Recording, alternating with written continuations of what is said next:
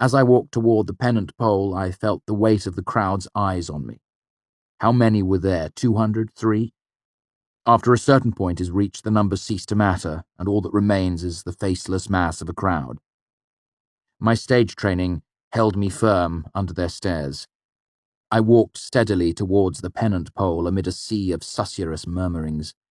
I didn't carry myself proudly, as I knew that might turn them against me. I was not repentant either.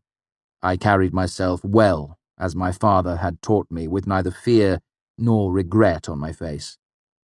As I walked, I felt the gnarl root begin to take firm hold of me. I felt perfectly awake while everything around me grew almost painfully bright. Time seemed to slow as I approached the center of the courtyard.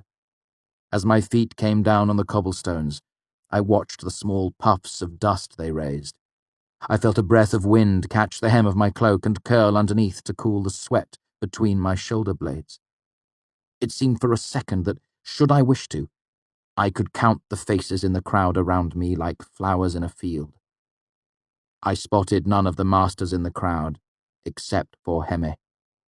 He stood near the pennant pole, looking pig-like in his smugness. He folded his arms in front of himself, letting the sleeves of his black master's robe hang loosely at his sides. He caught my eye, and his mouth quirked up into a soft smirk that I knew was meant for me. I resolved that I would bite out my own tongue before I gave him the satisfaction of appearing frightened or even concerned.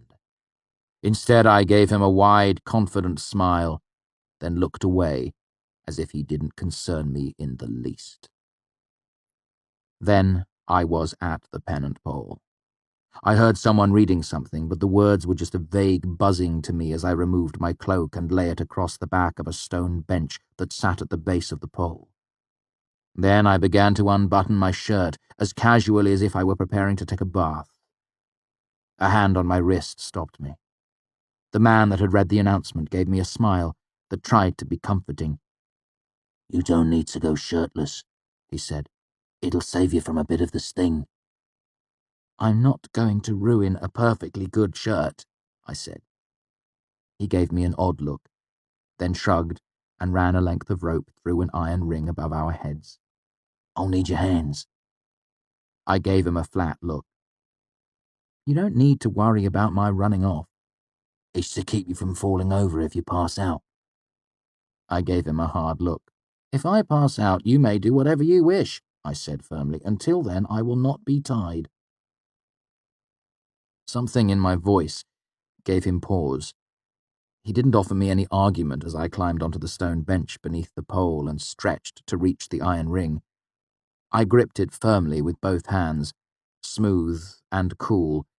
I found it oddly comforting. I focused on it as I lowered myself into the heart of stone. I heard people moving away from the base of the pole. Then the crowd quieted, and there was no sound but the soft hiss and crack of the whip being loosened behind me.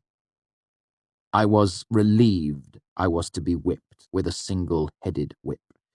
In Tarbine, I had seen the terrible bloody hash a six-tail can make of a man's back. There was a sudden hush.